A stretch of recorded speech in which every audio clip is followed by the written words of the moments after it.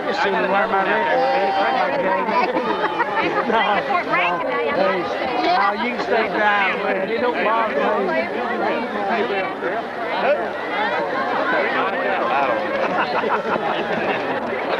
I just waited so I wouldn't feel bad. I got plenty of jackets. I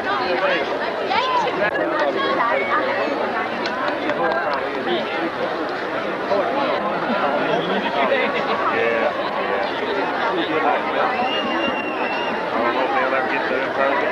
That's me. Judy and Art Kaufman. Erica LZ. Bill and Willard LZ. Candace Epperson. Miriam and Jeff Epperson.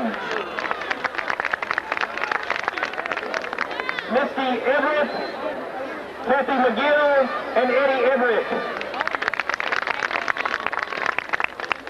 Amy Forrest, Judy and Robert Forrest. Marty Gravett, Barbara and Larry Gravett. Jana Harvey, Linda and Eddie Sherrill. Kathy Hodge, Sophia, Amy and Jason Hodge. Nikki Johnson, Cookie and Nikki Johnson. John Keelan, Christine and Charles Keelan. Meredith Lee, Diane and Marty Lee.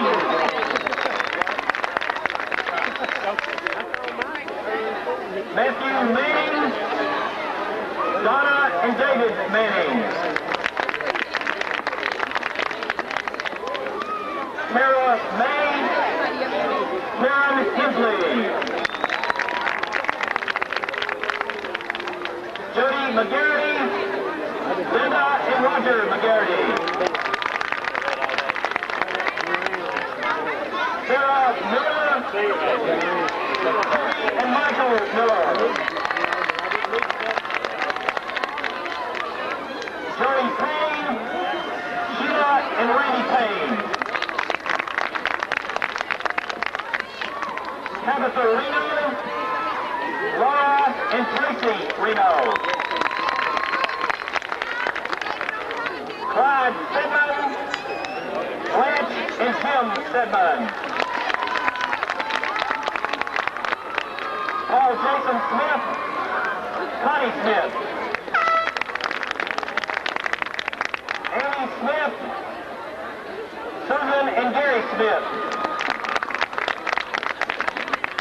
Candace Van Hoosier, Vicki Pitts and Nathan Van Hoosier. Crystal Rollins, Patricia and David Bennett. Justin Willis, Leanne Willis. Jonathan Wilson. Debbie and Gary Wilson. Joe Wilson. Laura and Rusty Wilson. Ladies and gentlemen, your 1995 senior band members, give them a big round of applause.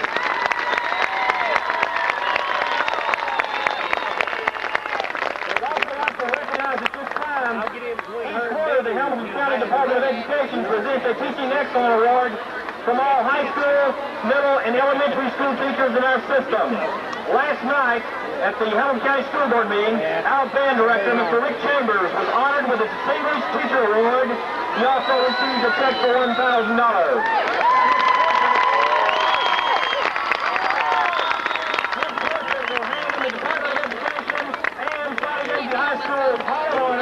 In recognition for the great service you provide to Soddy High School and to the students and their parents. Congratulations, Mr. Rick Chambers. Take a bow.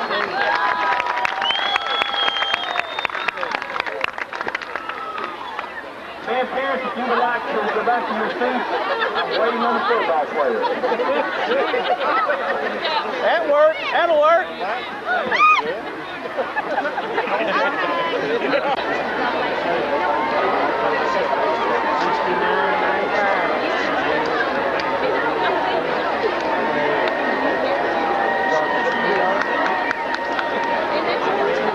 Ladies and gentlemen, at this time, we'd like to introduce our senior cheerleader and her parents, Lauren Davey, Jan and Frank Davey. Cheerleader folks right here. To our senior football players and their parents, Shane Ashley, Kay and Jim Ashley.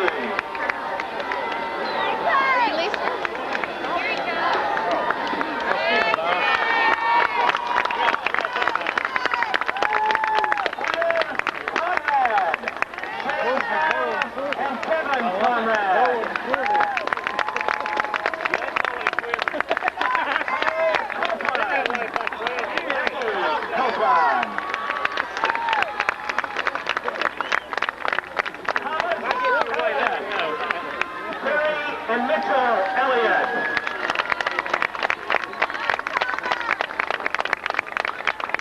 Brad Gann. Teresa and Brad Gann. Jeremy Gann. Vanessa and Johnny Gann. Amy Gibson. Marty and Ruby Gibson.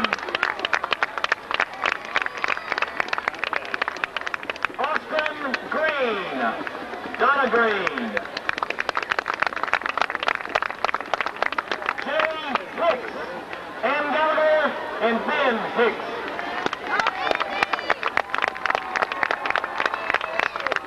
Bradley Hogue, Susie and Brad Hogue.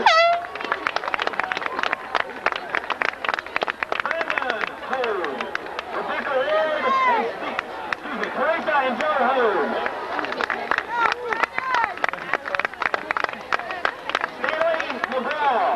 Rebecca Ward and Steve McGraw. Chris McGuire. Vicki and Jeff McGuire. Vicki Payne. Marilyn and Fred Welch. Andre Peak. Beverly and Andre Peak.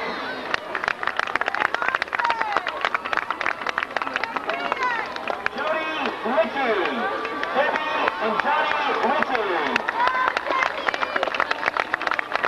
Chip Smith, Alma and Jerry Smith. Chris Stoker, Lisa and Lance Moore. Sean Faraday, Trey and Jerry Faraday.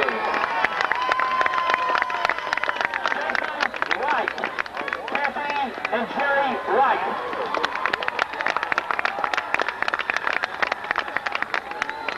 Ladies and gentlemen, these are seniors. Give them a big hand.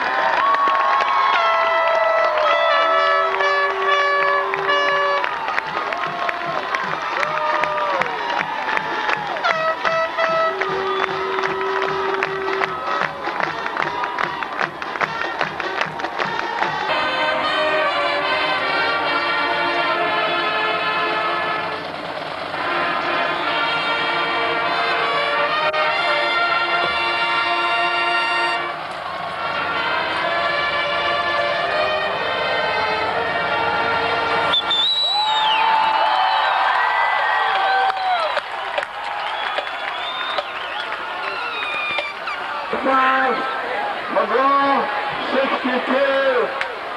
Green, 73. Jeremy Gunn, number 15. Andy Gibson, number 8. Gene Ashley, number 8. Andy Gibson, number 20. Andre Peak, number 4. Copeland, number 82. Conrad, 69. And there they are.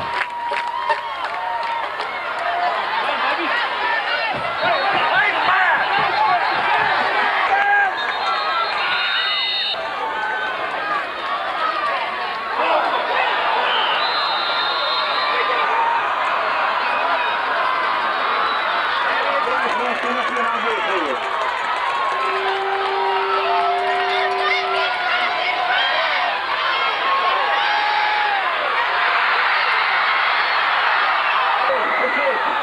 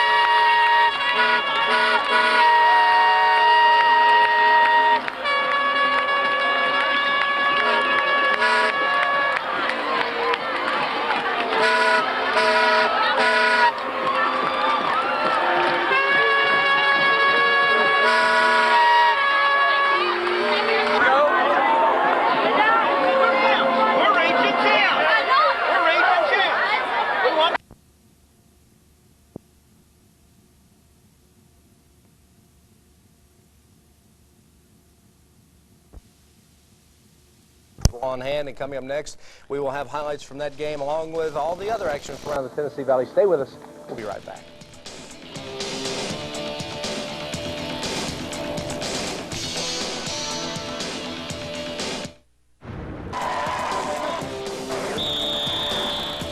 Touchdown Friday night, sponsored by Moss Motors and Hardee's.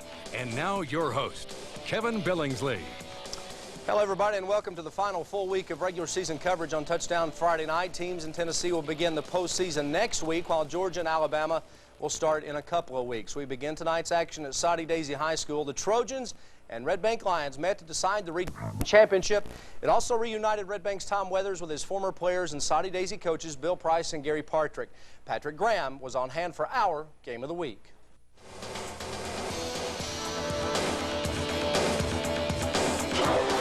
This game had to be the best around on so many levels. Game time conditions, however, were the worst around as a pouring rain drenched some 8,500 fans.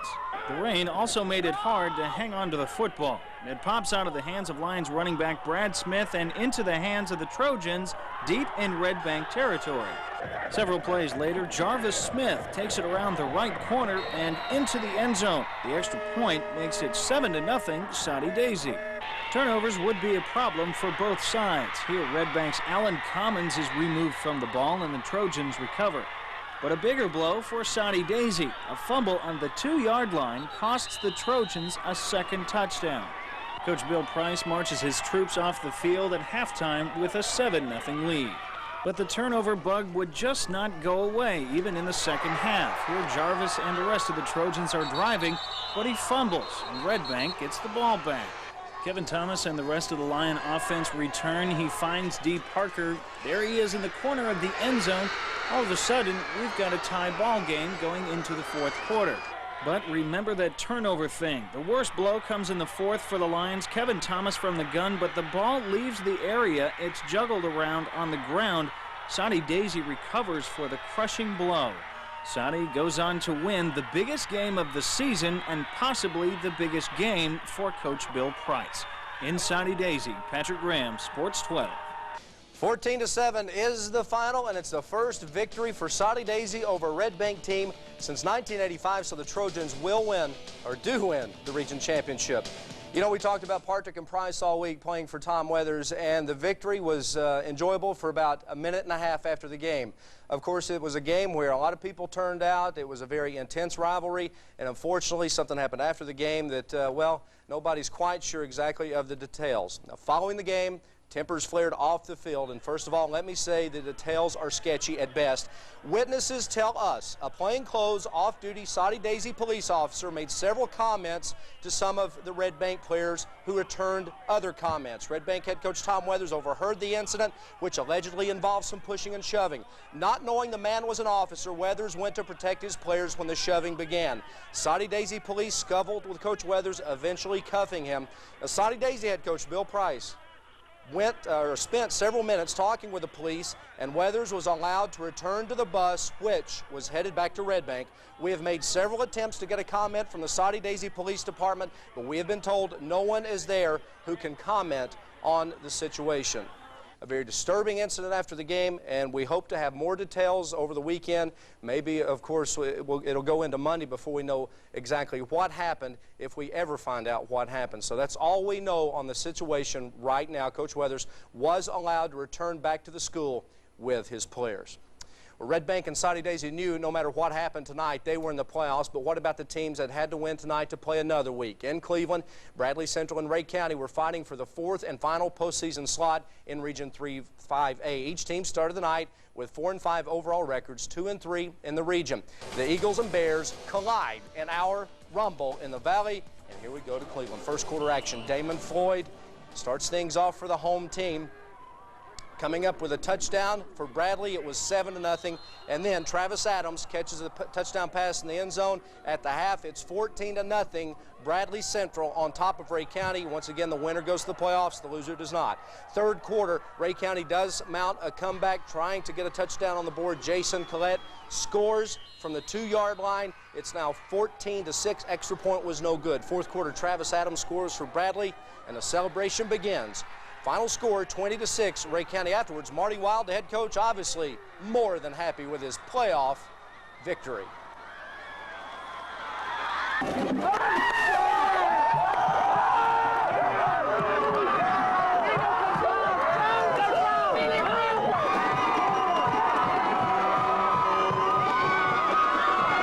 Real good. I think the team stuck together. They could have folded at any time. They didn't. We won one, lost one, won one, lost one all year until the end. We won 2 in a row. So they could have folded at any time. They didn't. I think they did a good job. They did do a good job. They'll be headed to the playoffs 21-6. Bears now 5-5 overall, 3-3 in the region. It's the first playoff appearance for Bradley Central since 1981. McMinn County 50-7 over Ooltewah. Game have we had than the one tonight at Soddy Daisy.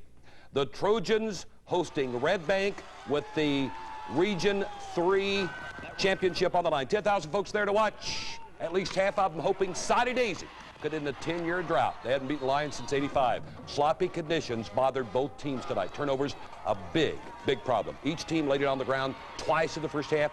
Red Bank receivers dropped a bunch of passes. Trojans puts the only touchdown of the first half on the board. Jarvis Smith, the 5-yard touchdown run. But Smith fumbled in the third quarter. His third of the night set up the Lions touchdown. Kevin Thomas to D. Parker. We're tied at 7. Here comes the play of the game now. Fourth quarter. Soddy Daisy defense has Red Bank backed up. Red Bank goes to the shotgun. The snap goes over Thomas's head into the end zone. Brad Gann recovers it. That was the game winner. Red Bank's defense supposed to be the strongest around here, but tonight it was the Trojans defense which stepped it up. 14-7. Soddy Daisy over Red Bank. The Trojans are the Region 3 5A champions. You know, they stood with their game plan pretty much the same way. We played our game plan, so it was, I just have to say our defense played extremely well tonight. We gave up one big play. Other than that, though, we played really a flawless football game tonight. An ugly ending of that game. That's head coach Tom Weathers of Red Bank. There was some kind of altercation on the field between Coach Weathers and we understand an off-duty Soddy Daisy police officer. That is Coach Weathers in handcuffs, being led to the Soddy Daisy patrol car. He was later unhandcuffed and released, and that is Soddy Daisy's head coach Bill Price walking Coach Weathers to the Red Bank bus. Apparently nobody really knows what happened there other than it was an ugly ending to a great ball game. In favor of the Trojans. Under a minute to play. Soddy looking for more, but they lose the huddle.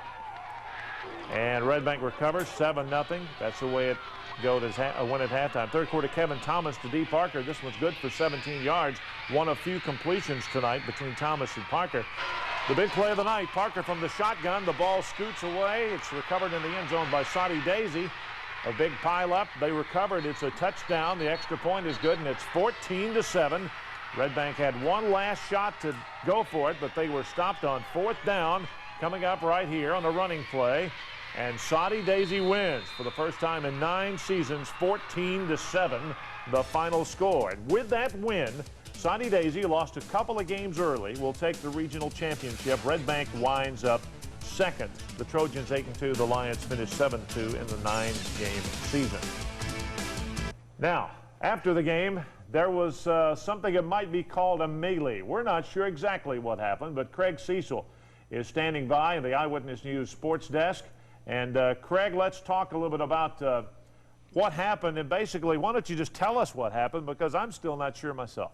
Well, Randy, I've been watching high school football games since I was a little kid. This is far and away the worst thing I've ever seen on a football field. Let me just make a couple of things from the outset. It was not an altercation between Soddy Daisy football players and Red Bank football players.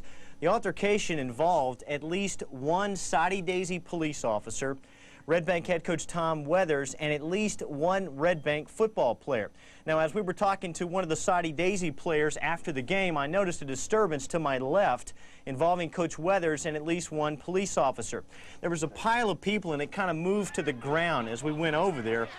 And then we started to move towards it and get a better look at what was going on, and that's when things got very, very ugly. At least one Red Bank player at least one Red Bank fan and at least one member of the Red Bank coaching staff assaulted not our photographer, not only our photographer, but a couple of other news photographers there as well.